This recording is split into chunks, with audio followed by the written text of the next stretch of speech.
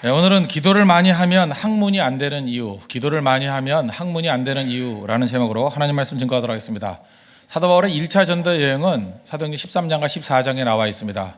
그것은 바나바와 바울이 핵심 멤버인데 각각 고향 같습니다. 바나바의 고향이 구브로, 키프로스니까 구브로 전도를 했고, 또 바울의 고향이 다소 아닙니까? 다소가 있는 그 지역을 갈라디아라 그러는데 갈라다 지역을 복음 증거했습니다. 그러니까 섬하고 그다음에 터키, 소아시아 중앙부 1차 전도 여행이었습니다. 2차 전도 여행은 바나바와 바울이 마가 때문에 싸웠다 그랬죠. 두 팀으로 갈라졌습니다. 그래서 바나바와 마가가 한 팀으로 가고 또 바울과 신라가 이제 새로운 전도팀을 만들어서 떠나게 됩니다. 그리고 16장에 보면은 거기에 디모데라는 사람이 루스드라에서 합류를 합니다. 그리고 2차 전도 여행의 핵심은 어디냐? 그 환상을 보고 난 다음에 유럽 전도를 하는 겁니다. 말 그대로 유럽이지만 정확히는 그리스입니다. 그리스 전도를 하는데 5개 도시 전도를 하는 것입니다. 성경에도 많이 나오기 때문에 이건 알아둘 필요성이 있죠. 순서대로 유럽의 첫 번째 성이 어디입니까? 빌립보서가 나오잖아요. 두 번째가 데살로니카 그 전후서도 나오잖아요. 여기는 굉장히 하나님에 대한 뜨거운 열정이 있고 부활에 대한 소망이 있었습니다. 그래서 오늘도 복음 증거하는 내용을 보면 십자가 부활을 증거했잖아요. 그래서 데살로니가 전후서를 보면은 이들은 막 일도 안 하고 주님 재림하실 걸 기다리고 있었어요. 그게 데살로니가 교회입니다. 뜨거웠다는 얘기죠. 그 다음에 베레아라는 지역에 가서 복음을 증거했고, 네 번째가 아덴에서는 철학적인 설교를 했는가 봐요. 교회가 세워지지 않은 유일한 도시입니다.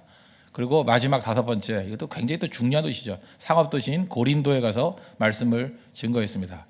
그러다 보니까 사실 우리 서신서에도 나오지만 중요한 교회 3군데 교회가 여기에 나오잖아요. 첫째는 어디예요? 그 빌립보, 두 번째 데살로니카, 그다음에 중요한 고린도 교회, 고린도 전후서 나오는 그런 배경들이 2차 전도여행에서 핵심적으로 다 있다는 것입니다. 그럼 그 다음에 3차 전도여행은 뭐예요? 1차 갔던 데를 둘러보고 2차 갔던 데를 둘러보고 그 다음에 한 군데 에베소라는 곳에서 2년 반 동안 머무르면서 신학교 운영했어요. 두란노 서원인데, 그래서 이제는 돌아다니는 게 아니라 에베소를 중심으로 사람들을 오라. 그래서 거기 모여서 훈련시켜서 파송하는, 그러니까 3차 전도여행은 패러다임 쉬프트예요. 패러다임이 완전히 바뀌어버리는 전도여행. 그게 3차 전도여행이라는 것입니다. 그러니까 사도 바울의 전도여행이 이제 정리가 다 되겠죠. 그러니까 3차 핵심은 에베소 사역. 그게 핵심이라는 것입니다. 오늘 2차 전도여행의 두 번째 도시죠. 16장 후반부에 보니까 첫째 도시였던 빌립보에서 말씀을 증거했고 17장에 나오면 두 번째 도시인 데살로니카에서 하나님의 말씀을 증거하시는 것입니다. 근데 데살로니카의 특징은 뭐냐? 짧은 기간 동안에 복음을 증거했는데 열매는 어마어마하게 크더라는 거예요. 그래서 한국 사람 기질에 딱 맞죠. 우리는 빨리잖아요. 그죠? 빨리. 사실 빨리 복음 증거해서 빨리 열매를 거두는 모델을 하나 찾는다 그러면 사실 사도행전 17장이에요. 이거보다 중요한 모델은 없다고 생각합니다. 데살로니카에서의 벌어졌던 일. 2, 3절 보십시오. 2절과 3절. 바울이 자기의 관례대로 그들에게 들어가서 새 안식일에 성경을 가지고 강론하며, 새 안식일이니까 뭐 한 20일 남짓이잖아요. 3주. 그죠? 3주. 만약에 그게 안식일만 딱 끼워서 한다 그러면 15일이고, 무슨 얘기인지 알겠죠? 안식일만 앞뒤로 딱딱 자르면 뭐 길어봐야 20일 정도. 뭐 그 정도입니다. 새 안식일. 그러니까 한 15일에서 20일, 그 2, 3주 정도 복음을 증거했는데 어떤 일이 벌어지냐? 많은 영혼들이 죽게 나와서 변화가 되더라는 것입니다. 근데 핵심이 뭐냐? 3절이 메시지 핵심이에요. 뜻을 풀어 그리스도가 해를 받고 죽은 자 가운데서 다시 살아나야 할 것을 증언하고 이르되 내가 너희에게 전하는 이 예수가 곧 그리스도라 하니. 성경을 강론했습니다. 예수님 증거했는데 특별히 십자가와 부활, 해 받으심과 다시 살아나심. 그러니까 복음의 진수를 증거했더니 변화가 되더라는 것입니다. 그래서 우리 한국 사람이 이 모델에 딱 맞아요. 빨리 좋아하는 민족이고, 우리 한국에 들어왔던 기독교의 특징이 무엇입니까? 오직 십자가 부활. 정말 복음적인 기독교가 들어왔어요. 십자가 부활을 증거하니까 말씀 자체에 능력이 있다는 것입니다. 지금도 마찬가지예요. 말씀 자체의 능력을 믿고 의지하는 백성들은 짧은 시간 내에 큰 붕을 맛볼 수 있다는 것입니다. 근데 시간이 지나면 겉멋이 들기 시작하죠. 한번 생각해 보세요. 저는 이제 목회를 하니까 알지만 여러분들도 이게 대충 들어봤던 거, 뭐 이게 내가 누가 될까봐 이름은 얘기 안 할 거예요. 교회 안에 얼마나 많은 프로그램이 있었습니까? 옛날부터 보면 무슨 폭발 훈련부터 시작해서 뭐 하는 말 안 하는 거예요, 그죠? 그 했던 사람들도 누가 될까봐 수없이 많은 프로그램들이 있었는데 지금 있습니까, 없습니까? 없어요. 제가 그때 그랬어요. 그거 몇 년이나 가라 보자고. 10년 있다가 그거 하는 사람 있으면 내가 손에 장을 지진다까지는 안 했지만 그래 두고 보자고. 다 사라졌어요. 10년은 무슨 10년입니까? 5년도 못 가요. 5년도. 프로그램은 얼마 못 갑니다. 방법도 얼마 못 갑니다. 그리고 열매도 별로 없습니다. 아무것도 없어요. 그런데 그냥 담백해 보이지만 하나님 말씀 붙들고 교회를 단순화시켜야 돼요. 말씀과 기도 그냥 단순화시켜서 나아가는 교회들은 생명력이 있어요. 말씀과 기도 그래놓고 말씀과 기도도 다 죽으니까 아무것도 안 되는 거지. 말씀이 살아있고요. 그 다음에 기도가 뜨거워지면 그게 교회 살리는 힘이라니까요. 데살로니가 교회 핵심이 뭡니까? 말씀을 강론했다는 거예요. 그리고 십자가 부활을 증거했다. 그랬더니 크나큰 부흥이 있었다. 사실 데살로니가 전도하고 대비가 되는 게 어디냐면 아덴 전도입니다. 우리 아덴 전도가 이제 17장 후반부에 나오는데 아테네에서 복음 증거할 때 사도 바울이 좀 이렇게 철학 공부를 많이 했잖아요. 그래서 철학적인 거, 뭐 스토아 학파 얘기도 하고, 에비오구도니까 에피쿠로스 학파, 뭐 이런 얘기들을 했어요. 그저 이게 그리스 철학에 대해서. 그랬더니 사람들이 야 유식은 하다 그러면서 뭐 더 얘기해봐 이랬지만 믿는 사람 거의 없었습니다. 그리고 교회가 세워지지 않은 도시예요. 아덴의 교회, 아덴 교회라는 얘기 들어봤어요? 못 들어봤잖아요. 그래서 고린도전서 2장에 보면은 그 반성적인 고백이 나와요. 2장 1절과 2절을 보니까 고린도전서입니다. 형제들아 내가 너에게 나아가 하나님의 증거를 전할 때 말과 지혜의 아름다운 것으로 아니하였나니. 이 고린도 가서 아덴 다음이 고린도잖아요. 내가 사람의 말과 지혜의 아름다운 것을 아니했대요. 왜? 그거 했던 게 어디예요? 아테네에서 해봤더니 안 되더라는 거예요. 그래서 고린도 와가지고는 오로지 하나님 말씀만 증거했다는 거죠. 고린도전서 2장 2절 보니까 내가 너희 중에서 예수 그리스도와 그의 십자가에 못 박히신 것 외에는 아무것도 알지 아니하기로 작정하였습니다. 이건 뭐 변증법적인 화bil이죠. 데살로니가에서는 십자가 부활을 증거했더니 큰 복이 있었고 아테네에서는 철학적인 접근을 했더니 별 열매 없었고 이제 깨달았다는 거죠. 고린도 내가 너희들에게 가서 했던 것은 사람의 말과 지혜의 아름다운 것으로 안 했다. 오직 그리스도와 그가 십자가에 못 박히신 것 외에는 내가 아무것도 알지 아니하기로 작정했다, 다짐했다 이런 얘기를 하잖아요. 우리도 인생 가운데 이런 다짐이 있어야 된다는 것입니다. 이게 데살로니가 전도의 핵심이에요. 그럼 우리 두 가지를 붙들었으면 좋겠는데 첫째는 말씀 자체를 믿는 단순한 순종이 필요합니다. 단순한 순종. 말씀만 증거해야 된다. 말씀만 붙들어야 된다. 이 단순한 순종 이게 중요하다는 것입니다. 왜 그렇습니까? 우리 기독교는 생명의 종교잖아요. 그럼 생명 있는 걸 심어야 된다니까요. 생명이 뭐예요? 생명. 말씀 자체가 생명이거든요. 그래서 생명 되는 거에 투자해야 된다는 것입니다. 우리가 뭐 건물이나 이런 거 뭐 지을 수도 있지만 뭐 건물이 생명은 아니잖아요. 생각을 해보세요. 똑같은 헌금이 있는데 헌금 뭐 한 100만 원 있다 합시다. 100만 원 갖고 벽돌을 샀어요. 벽돌이 자랍니까? 벽돌이 자라요? 벽돌은 낡아요. 그죠? 벽돌에 투자하는 거는 우선순위에 뒤로 밀려야죠. 벽돌은 자라지 않는다니까요. 근데 그것을 사다가 생명에게 투자하고 교육에 투자하고 말씀 증거하고 성경에 투자하면 자라요 안 자라요? 자라요. 무섭게 자라요. 무섭게. 그러니까 이거 뭐 극단으로 가가지고 벽돌은 필요 없다 그 얘기는 아니지만 교회가 진짜 가지고 있는 모든 능력을 가지고 어디에 투자해야 돼요? 생명에 투자해야 되니까. 어디가 생명인가? 생명, 예배가 생명이에요. 그래서 예배 생명 걸어야 돼요. 왜? 이게 살아나는 작업이거든요. 교육에 생명 걸어야 돼요. 이게 살아나는 거거든요. 선교에 초점 맞춰야 돼요. 살아나는 거거든요. 그래서 REM 그러잖아요. Revival, 예배의 부흥을 위해서 집중하라. Education, 그 다음 세대 교육을 위해서 집중하라. Mission, 그저 만천하에 다니는 하나님 말씀을 증거하라. 이거 왜 그래요? 생명이니까. 생명에 집중하면 다 살아난다는 것입니다. 히브리서 4장 12절 보니까 하나님의 말씀은 첫 번째 특징이 뭐예요? 살아있고, 그죠? living, 살아있다는 거예요. 그리고 활력이 있어, 다이나믹이 있고. 자유의 날선 어떤 것보다 예리해서 뭐 설명하잖아요. 사람의 혼과 영과 관절과 골수를 찔러 쪼개기까지 하며 무슨 얘기야? 하나님 말씀은 살아있다는 거예요. 그러니까 살아있는 것에 집중해야 된다는 것입니다. 살고 싶습니까? 살아있는 것에 집중해야 돼요. 말씀 자체에 생명이 있다는 것입니다. 그래서 하나님의 교회가 할 건 너무 쉬워요. 그러니까 농부가 할 일이 뭐예요? 생명 뿌려야죠. 농부가 씨 뿌리는 거 아니에요? 씨 뿌리는 거. 씨가 생명이잖아요. 씨 계속 뿌리면 자라는 거죠. 농부가 자라게 해요? 하나님이 자라게 하지. 농부 하나는 뭐예요? 뿌리는 거예요. 뿌리는 거. 뿌리면 하나님이 자라게 하신다고. 교회도 마찬가지입니다. 생명을 자꾸만 뿌려야 돼요. 생명을. 그러면 자라요. 변화가 된다는 것입니다. 우리 구약성경 예를 한번 들어보겠습니다. 그럼 모세라든지 아론 이런 사람이 이제 모세 오경에 나오는 핵심적인 멤버들 아니에요? 모세의 말투. 저는 이 말투가 되게 중요하다는데 모세의 말투의 특징이 뭐냐? 단순함이에요. 하나님이 말씀하셨더니 갔다 그거예요. 그죠? 그대로 하니라. 순종했다. 계속해서 모세오경에 나오는 얘기예요. 저는 그 지역마다 가면서 잠깐 이렇게 말투가 별로 안 좋은 게 있는데 우리 아버지 쪽이 경상북도예요. 그래서 그 어른들 좀 만나보면 대구 쪽이나 이런 사람들은 특징이 뭐냐면 뭘 말만 하면 맨날 부정적으로 나와. 그게 아이고 맨날 그게 아이고. 나 진짜 듣기 싫어요. 그죠? 뭐 말투인 것 같아 말투. 그래서 어른들한테 그게 아니고 그것도 맞고요. 이렇게 말씀하면 안 됩니까? 이게 안 돼. 그게 배어 있는 거예요. 이게 한번 이렇게 뒤집는 거. 또 하나는 제가 미국 가서 느꼈던 게 뭐냐면 미국 사람들이 제일 많이 쓰는 어법이 뭔지 알아요? I think. 내가 생각한데 뭐 생각 안 한대나 뭐 똑똑지도 못한 놈들이 맨날 I think 어쩌고 저쩌고 I think 어쩌고 저쩌고. 물론 그거밖에 안 들리는 것도 있지만 하여튼간에 I think 하면서 뭘 어쩌고 저쩌고 나가요 맨날. 니네 그래서 안 된다. 내가 그 얘기를 해주고 싶은데 잘 표현을 못해가지고 못했지만 그죠? 하여튼 그걸 좀 설명을 해주고 싶어서 한 시간 정도 I think로 나가면 안 되는 거고 사실 근데 빌리 그레이엄 목사님만 그런 표현을 안 써요. I think 어쩌고 나니까 Bible says that 이렇게 나가요. 성경은 말씀하시기를. 거기에 파워가 있는 거예요. I think가 아니에요. Bible says. 근데 모세가 그래요. 하나님 말씀하시기를. 하나님 말씀하시면 그대로 한대요. 그래서 뭐 예를 들어서 뭐 왜 뭐 하필이면 뱀을 만드느냐 그게 없어요. 뭐 하필이면 왜 아론 네가 하느냐 뭐 이런 게 없어요. 하나님이 말씀하시니 그대로 했다예요. 이게 모세오경에 나오는 가장 강력한 화법입니다. 우리도 마찬가지예요. 뭐 내 생각에는 뭐 이런 소리 하지 마십시오. I think 그게 아니에요.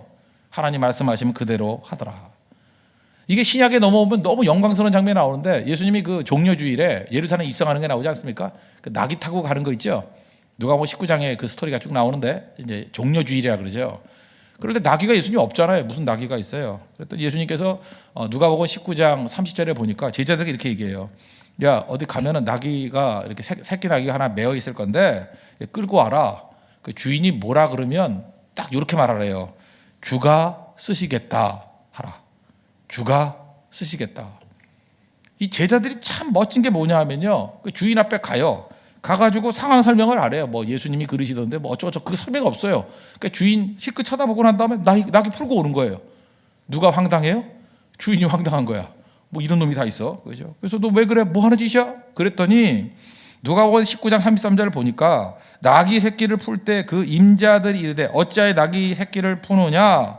그랬더니 아무 설명 없이 대답하되 주께서 쓰시겠다. 요 말하고 끌고 왔어요.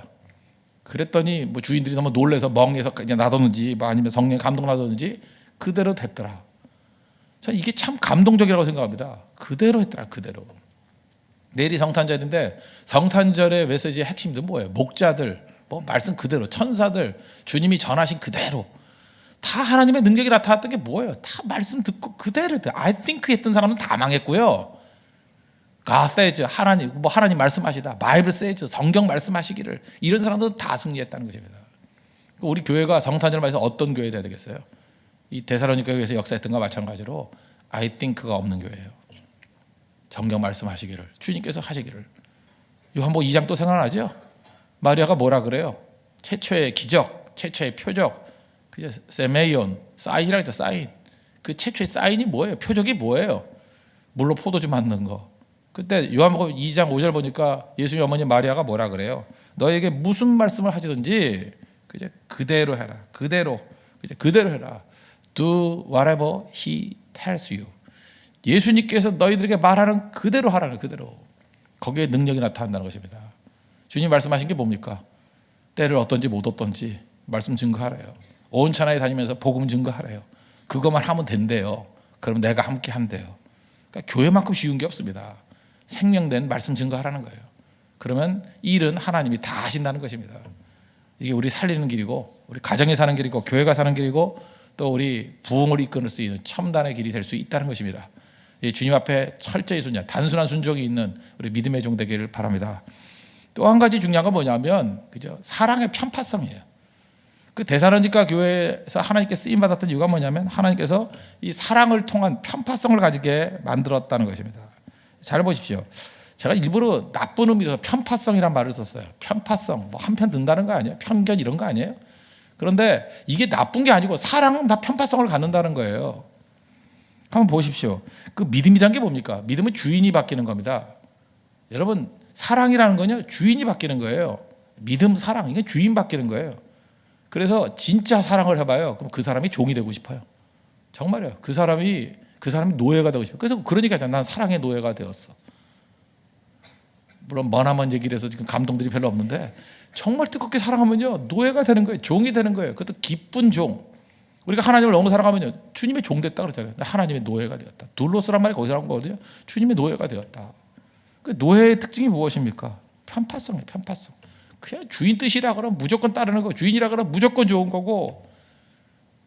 그 C.S. 루이스의 그 제자쯤 되는 사람이죠. 후계자쯤 된다고 C.S. 루이스가 그런 말을 한 적은 없는데 주변 사람들이 그런 얘기를 해요. C.S. 루이스의 후계자가 저 사람이다. 그렇게 얘기할 정도로 영향력이 있는 사람인데, 앨리스턴 맥그라스라는 사람입니다. 앨리스턴 맥그라스. 우리 한국에도 뭐 몇 년 전에 오시고 그랬었는데, 제가 이분 굉장히 좋아하고 또 소개도 많이 했습니다. 뭐 여러 책들을 썼어요. 그 중에 뭐 우리 한국에 와서 강연했던 게 기독교 미래 뭐 이런 강연을 했었어요. 제가 지금도 기억이 나는데 이 사람이 이런 얘기를 했어요. 제 인상적인 얘기가 뭐냐면, 지금 많은 교회와 신학교들이 어려움 당하는 이유가 뭐냐? 신학을 직업적인 신학자에게 맡겼기 때문에 그렇대요. 나는 그 직업적이란 말, 프로페셔널이란 말이 참 인상적이더라고요. 신학을 일반 성도들이 안 하고 직업적인 사람에게만 다 맡겨가지고 어려워졌다라는 거예요. 그러니까 성경은 어떻게 공부해야 되느냐? 지식으로 접근하면 안 되고 관계로 접근해야 된다. 근데 직업적인 신학자들은 관계에 대해서는 별 무게가 없고 지식으로만 접근한다는 거예요. 일리가 있지 않습니까? 학자들이니까 지식만 공부할 거 아니에요. 대신 우리 성도들은 어때요? 날마다 새벽기도 하고 기도하고, 우리가 기도하는 성도예요. 하나님과의 뜨거운 관계가 있는 사람들, 그죠? 그런 사람들이 성경을 공부해야 성경이 살아난다는 거예요. 그래서 제가 이걸 이제 아전인수교로 해석한다 그러면 그 신학자가 해석하는 것보다 역시 목회자가 해석하는 게 훨씬 더 나아요. 왜냐? 우리 관계 속에서 있잖아요. 날마다 성도들 바라보잖아요. 설교 죽쓰면 성도들 고개 퍽 숙이고 있잖아요. 그러잖아요. 그 성도들이 들려야 되고 뜨거움이 있어야 되고 살아 있어야 돼. 이게 교감이거든요. 하나님과의 관계 속에서 그게 중요하다는 거예요. 그러면서 그 왜 그런 얘기를 하느냐? 직업적인 그 신학자들은 특징이 뭐냐면 학문을 하기 때문에 신학을 공부해서 학문적인 방법은 세상의 학문하고 똑같다라는 거예요. 근데 학문에서 얘기하는 가장 중요한 게 뭐냐 하면 중립성과 공정성이에요. 그래서 학문할 때는 논문 쓸 때 뭐 인용하고 뭐 철저히 하려고 그러잖아요. 이거 뭐예요? 중립성과 공정성. 그래서 무슨 뭐 논문에 뭐 문제가 있다 못 봤나 이런 이유가 뭐예요? 그 세상적인 잣대거든. 중립성과 공정성이 깨졌다. 그런 거 아니에요? 논문 표절 뭐 이런 것들 보면 그것도 공정성과 또 하나가 뭐예요? 중립성. 그러니까 세상에서 잣대는 그게 당연히 맞는 거죠. 학문이니까 학문적인 접근을 하면은. 근데 그렇게만 해가지고 성경 알 수 없다라는 거예요. 성경은 사랑의 관계 속에서 접근해야 된다. 여러분 사랑해봤습니까? 사랑은 뭐예요? 일종의 편파성이에요. 사랑하면서 어떻게 중립성을 지킵니까? 사랑하면서 중립이 돼요? 안 되죠. 나는 어떤 뭐 여자를 사랑하고 어떤 남자를 사랑하면서 난 중립을 지킬 거야. 나는 모든 여자를 사랑해. 그 뭐 바람둥이죠. 나는 모든 남자를 사랑해. 이 중립성이 돼요? 당신밖에 없어. 그게 사랑이죠. 그래서 깊이 들어가면 그렇게 된다는 거예요. 제 친구 중에 교수가 있거든요. 대학 교수, 대학 교수입니다. 신약을 하고 있는데 제가 옛날에는 뭐 시간이 많을 때는 많이 만났죠. 많이 만나가지고 뭐 진짜 시간을 많이 보냈던 어떤 친구가 있어요. 있는데 그 교수예요. 같이 이제 기도원에 가서 기도도 하고 그랬거든. 그때 뭐 30대 초반이었으니까 그때 그 뭐 네덜란드에서 공부했거든요. 같이 와가지고 기도도 많이 하고 왔는데 논문을 써야 될 때가 있었어요. 그래서 같이 기도를 많이 하자 그랬더니 이 친구가 기도는 좀 그만하고 족구나 좀 하재요. 그러나 그 말이 지금도 잊혀지지 않아요. 그 이유가 뭐냐 그랬더니 기도를 많이 하면 논문이 안 돼 그러더라고요. 아니 뭐 이런 게 목사인가? 이런 게 어떻게 신학교 교수인가? 이 별 생각을 다 했어요. 그죠? 그랬더니 이유를 설명해 주는데 그 이유가 제가 이 앨리스턴 맥그라스 얘기하고 이렇게 오버랩이 딱 되는 거예요. 전 목사, 기도를 많이 하면 중립성이 깨져. 기도를 많이 하면 그냥 하나님이 내 마음을 가득 채워. 그래서 나도 모르게 논문을 쓰는 게 아니라 신앙 고백이 나와. 그러면 논문의 가치는 없대요. 이해가 되십니까? 그래서 어찌 보면은 신학자들이 기도를 안 하는 게 아니라 기도를 많이 하면 학문 수준이 떨어지니까 안 하는지도 몰라요. 제가 지금 약간 좀 비아냥거리면서 얘기하는 걸 아시겠죠? 무슨 얘기인지 아시겠죠? 기도를 많이 하면요 학문 수준이 떨어진대요. 그럴 수밖에 없죠. 왜? 공정성과 중립성이기 때문에. 그러면 신앙은 신학입니까? 학문입니까? 아니에요. 사랑이에요. 사랑이에요. 하나님 사랑. 이거는 절대로 중립성이 있을 수 없어요. 사랑은 중립성이 있을 수 없어요. 어찌 보면 내 새끼가 더 귀여워요. 그죠? 안 그래요? 그래야지 엄마가 키우죠. 엄마가 모든 아기는 다 똑같아. 그럼 돼요? 옆집 애기도 중요한 애기고 우리 집 애기도 중요한 애기고. 그래서 갑자기 눈물을 훌쩍 흘리면서 이 온 세계 애들이 다 굶어 죽고 있는데 어떻게 우리 애기만 먹일 수 있느냐? 이건 투사지 엄마가 아니에요. 엄마는 내 새끼 살려야 돼요. 그런 사람들이 다 모여가지고 자녀들이 크는 거거든요. 사랑은 편파성이에요. 누가 중립성이래요? 주님 가장 사랑합니다. 그거예요. 여러분 교회도 마찬가지예요. 우리 교회 제일 사랑해야 돼요. 사랑은 그런 거예요. 사랑은 우리 목사 제일 사랑해야 돼요. 우리 간사 제일 사랑해야 돼요. 그거 틀린 거 아니에요. 그게 사랑이에요. 사랑은 무조건 편파성이 있어야 된다는 것입니다. 다윗 보십시오. 다윗에 무슨 중립성이 있어요? 오직 주님밖에 없사오니 그러죠. 주님밖에 없습니다. 모든 거 다 버리고 주님 앞에 나아가겠습니다. 그런 모습이 있더라는 것입니다. 데살로니가 교회에서 왜 감격했는지 아십니까? 생명의 말씀이 증거가 되니까 그 안에 사랑의 역사가 나타난 거예요. 그때 주님밖에 없습니다. 그래서 밸런스가 막 깨져버리는 거예요. 그래서 엄밀히 말해서 예수 잘 믿으면 처음에는요 밸런스가 깨지게 돼 있습니다. 밸런스를 유지해야겠지만 이 균형이라는 게 깨지게 돼 있어요. 그래서 데살로니가 교회 특징 중에 하나가 뭐냐? 너무 주님을 사랑해가지고 주님 오신다는 걸 너무 믿어서 마라나타 하면서 일도 안 하고 주님 재림만 기다렸어요. 그래서 데살로니가 전후서의 주제가 뭐예요? 일하기 싫어하거든 일하기 싫어하든 먹지도 말게 하라. 야 재림만 기다리고 일 안 하면 되냐? 현실 속에서 일을 열심히 해야지. 그래서 균형에 관한 말씀이 데살로니가 전후서예요. 그 얘기는 뒤집어 얘기하면 균형이 깨질 정도로 데살로니가 교인들은 주님을 대망하고 있었다. 주님을 소망하고 있었다. 이게 왜 나쁜 거예요? 살아있는 거죠. 살아있는 사람에게 균형이 생기는 거지. 살아있는 균형이 중요한 거지. 죽은 균형이 뭐 중요해요? 죽어서 뭐 시체를 뉘어놨더니 미동도 없더라. 그게 균형이에요? 죽은 거지. 살아있는 사람이 그죠? 평균대에 딱 올라가가지고 한 다리로 탁 섰을 때 그게 멋있는 거 아니에요? 살아있는 사람이 뭐 덤블링 탁 해가지고 균형을 잡을 때 그게 멋있는 거 아니에요? 그 죽은 사람이 그 덤블링 하는 게 그 덤블링도 못 하겠지만 퍼진 거죠. 그게 균형이에요? 성경이 말하는 건 살아있는 균형이에요. 살아있는 균형. 우리에게도 그런 살아있는 균형이 있는 믿음의 종되기를 바랍니다. 그래서 오늘 결론은 이거예요. 하나님 데살로니가 교회에 주셨던 그 말씀의 생명을 우리에게 주시옵소서. 그죠? 그래서 믿음의 단순성, 하나님 말씀이면 됩니다 하는 그거 붙드시라고요. 말씀의 인생 걸라고요. 말씀의 인생. 그리고 말씀이 들어가면 그건 생명이기 때문에 사랑의 편파성이 생겨요. 균형 좀 깨져도 괜찮습니다. 좀 사랑 때문에 뜨거운 편파성이 생기는 그 모습, 그게 데살로니가 교회의 능력이었어요. 그랬더니 사람들이 뭐라 그래요? 바울 일정이 들어갔더니 야 천하를 어지럽히는 사람들이 여기까지 왔다. 그래서 이번에 우리 아이 하나 이름 지어준 애가 있어요. 정집사님 가정인데 그죠? 세상을 진동케 한다. 그래서 세진, 세상을 진동케 한다. 정세진 그런 애가 하나 나왔어요. 그래서 세진이 부를 때 야 세상을 진동케 하는 애 그렇게 부르라고요. Upside down the world, 세상을 갖다가 뒤집어엎는 애. 그죠? 하나님께서 그런 사람으로 부르더라는 것입니다. 이유가 뭐예요? 복음의 생명성을 믿었기 때문에. 여러분도 세상을 뒤집어엎는 upside down the world, 세상을 뒤집어엎는, 세상을 어지럽히는 우리 하나님의 거룩한 종들 되기를 축원합니다. 기도하겠습니다. 이 시간 다 같이 하나님 앞에 데살로니가 교회에 임했던 이 영성, 뜨거운 말씀에 대한 순종, 생명에 대한 순종과 사랑의 편파성, 이런 것들이 우리 가운데 드러나게 해달라고 이 시간 다 같이 하나님 앞에 간구하겠습니다. 오늘은 우리 결혼과 우리 교제에 관한 기도하는 시간 갖도록 하겠습니다. 기도하겠습니다.